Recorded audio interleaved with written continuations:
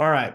So again, idea is to have a strategy that'll benefit multiple generations of your client. Oh, first off, my name's Jordan Pence. I'm a certified financial planner and one of the founders of Advisors Resource Company. Advisors Resource Company, we help insurance advisors, insurance agents increase their life insurance sales. And in addition to that, we provide a high level of back office support and really support the agents that we work with.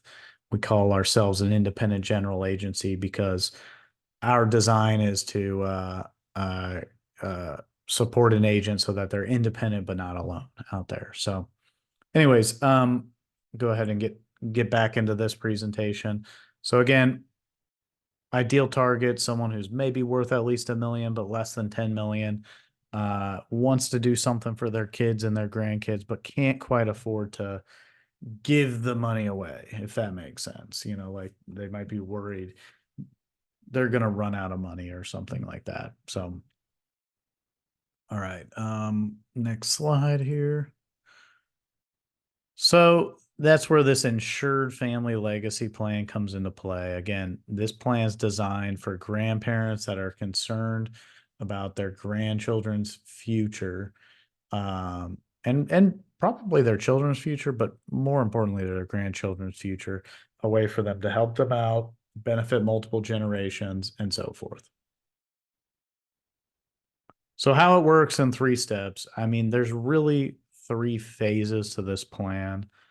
And first off, I'm going to start with grandma, grandpa, your client. So this is a client who's, again, at least 60. They have children, they have grandchildren.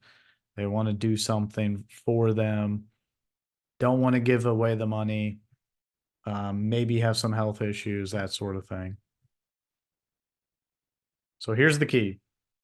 Generation one, or the grandparents, your client, purchases a cash value insurance policy on the life of their adult children.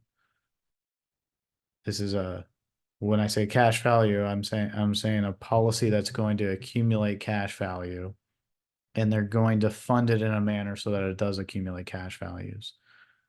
And they are the owner of this policy. So this is the key thing. Insurance policies are like contracts.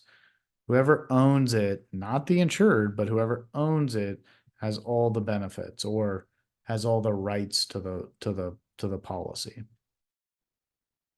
That's important in a moment. So in this case, grandma, grandpa, they put in 150,000 over a 10-year period. You could do 30,000 for 5 years. You could do any number of combinations, but in this circumstance, it was 15 for 10 years. And after year 10, your client, grandma, grandpa, decide, oh my gosh, you know what? We need a little bit more money for income in retirement. So what they do is they take a tax-free, and that's a very important thing to note. They take a tax-free distribution or a loan from the policy in the amount of 15,500, and they're able to actually take that out for the next 20 years if they so choose. Don't have to, can take it out randomly, but this is just an example. And that's highlighted right here. You can see that in the gold bar. Now I'm going to point to something else here. So they've taken out three, well, yeah, 300,000. So they've taken out a little over 300,000. So they put in 150, they take out 300, and they're still leaving their grandkids at whenever their children pass away at, let's just say 90, somewhere around $500,000. So this 150,000 that they put in benefited them for 300,000, and then their grandkids for an extra 400, assuming, the adult children or generation two live that long. And that's what that's highlighting. So anyway, step two. This is another potential outcome, really. So generation one doesn't touch the money. Generation one eventually passes away. Well, that policy gets transferred either into a trust or to the adult children. So now the adult children have access to the funds, assuming it was transferred in their name. If it was transferred in a trust, grandma and grandpa get to kind of decide what happens. But one scenario could be that they use it to supplement their retirement income. So again, 150,000, then beginning at age 66, the adult child takes out 45,000. And let's just say he does it for 20 years and then he dies. So that's 90 times, that's 900,000, nearly $1 million that he takes out. And he still leaves the kids with over 400,000. If he makes it to 90, it'd be roughly a million of a distribution and roughly 400,000, 300,000 to the grandkids. And again, there's the income, there's the death benefit. So now the final scenario, now it could be any number of these scenarios that could happen. I mean, it could be a combination of the three or the two, the first two. It could be a little bit of this, a little bit of that. I mean, this is just an illustration to show you the potential outcome. It could be anything. So one potential scenario is, well, what if nobody touches the money and the grandchildren just end up with the death benefit or generation three? What happens then? And that's right here. So you got the 150 going in for the 10 years. Advance it. Nobody touches the money. The grandkids end up with a death benefit of nearly $3 million. So you could go to your client and say, what if I can show you a way where you set aside $150,000 and end up giving your grandchildren almost $3 million? I mean, that is powerful. That's more than 10 times in their money. And making a big impact, and it's tax efficient, and they still have control over it. And if they need the money, it's not taxable.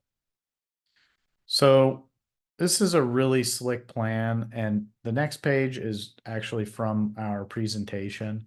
And I'm going to go into a little bit more detail on this, but basically the total benefit for the client, or the total family benefit in each of these scenarios, is as follows. If the grandparents take the money out, the total the total benefit, including the death benefit, so how much grandma grandpa got out and how much the death benefit was, is a little bit under 700,000.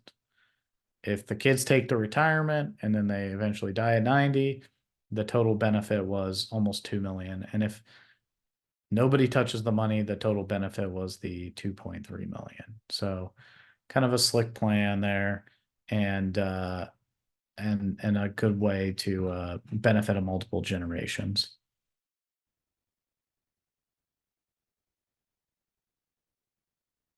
So moving on from there, we put together a pretty slick presentation, I'll say.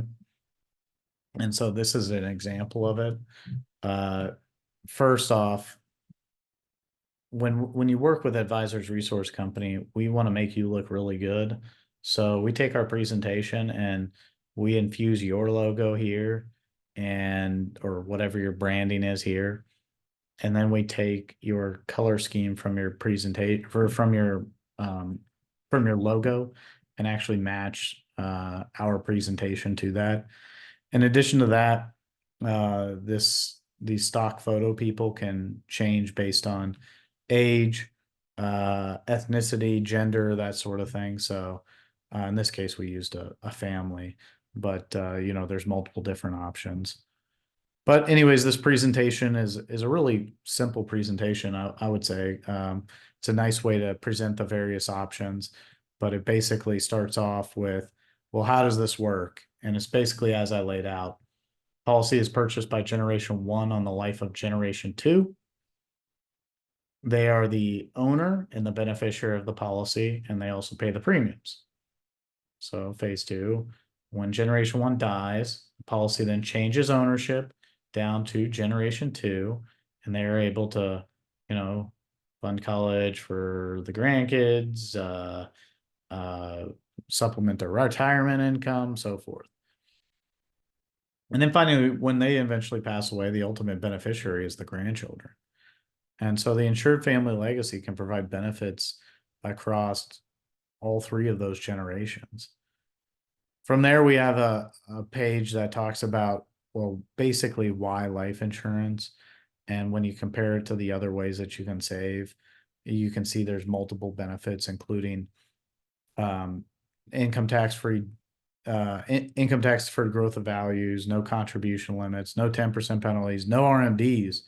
In fact, on the topic of RMDs, this would be a great place for somebody to put their RMDs, especially if they're complaining about getting them.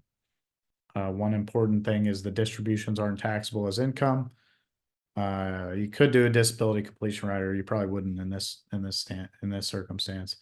And I think arguably the best part about insurance, the income tax free death benefit, and then at least in Texas, which a lot of the people we work with are in Texas, we have creditor protected, and that's the same in many other states.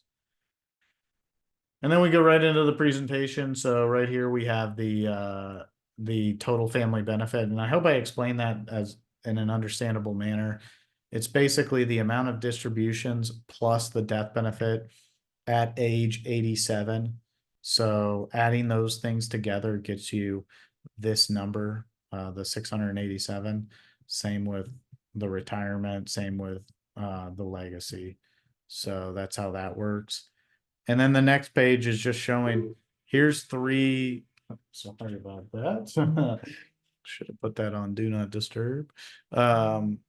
Here's three potential outcomes. Number one, you might take the money out of the policy. Number two, your kids might take it out. Or number three, no one will touch no one might touch the policy, and the death benefit will end up being X. That's a lot of numbers, so it actually continues on the second page. In reality, you might set those pages side by side or stack them if you're visiting with a client. But anyways, thanks for joining me today. I wanted to keep this 15 minutes. I hope you found this strategy something that you could probably use for your clients. And if so, we'd love to help you with it. Our contact information is right here. Feel free to either reach out to myself, Jordan Pence, or Brendan Healy. Brendan is our internal, and I guess I'm more of the external. This QR code, if you scanned it, it would bring up our scheduling page, but you can definitely write us an email, and we can find some time to get together. So anyways, thanks all for your attendance. I'm gonna stay on here. I'm gonna pull up the questions thing. If anybody has any questions, feel free to ask them at this point, and I'll stay on for a couple minutes here and answer any questions that we have and go from there.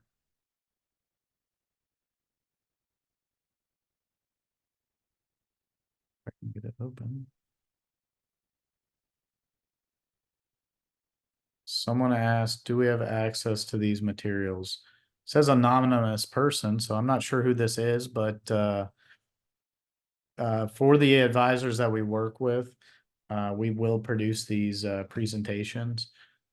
So we can definitely talk about that in more detail. If you shoot me an email, unfortunately, it doesn't have a name on here, so I'm not sure who that is, but I'd be happy to go over it in more detail and see if it will work for you.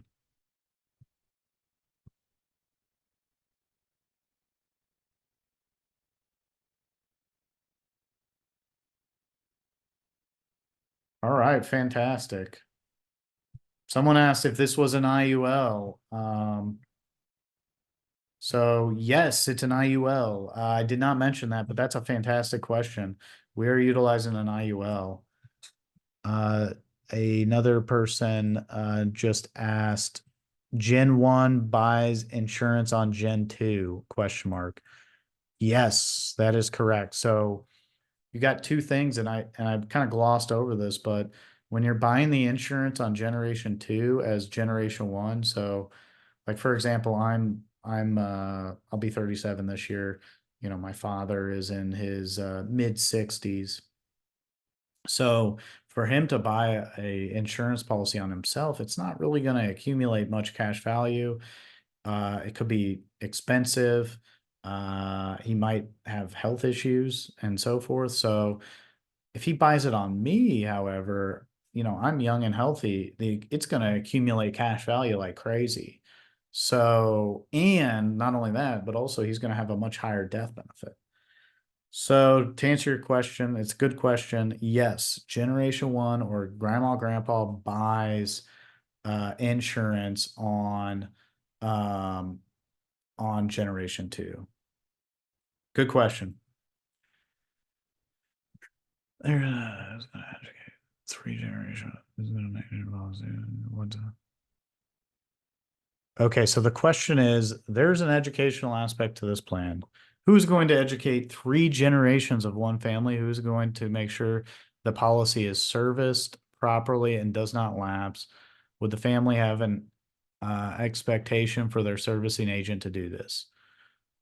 Good question, because you're right. There's a lot of moving parts with this.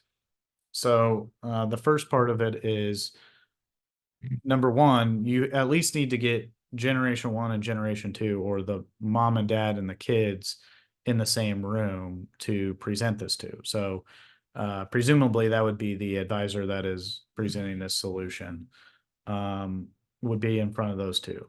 Now, the policy servicing thing is an interesting question as well.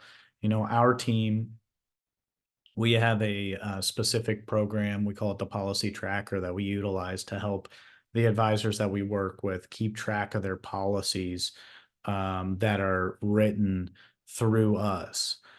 Now, I'm a firm believer in servicing policies, and if you do the right thing for your clients, and presumably if you wrote it with us, our clients, then good things will follow. So, we have agents that are retiring or already retiring soon or have retired that have asked us to help their clients in the future. So, we typically will help that if there's an older client, but, it would behoove a younger agent that's selling a client who's much older to meet with the kids of that client so that they can obviously get more business. So I hope that answers your question. And that's how I would handle it. That's a good question, by the way, because the servicing aspect is extremely important, and a lot of companies in our business really overlook that aspect of it, I think. Good question. So, wow, thanks everybody. Some real good questions there. And our plan here is going to be to follow up with everybody after the conclusion of this. I think we'll probably send out a recording as well. And feel free to shoot me an email if you have any additional questions. Um, like I said, those were all really great questions.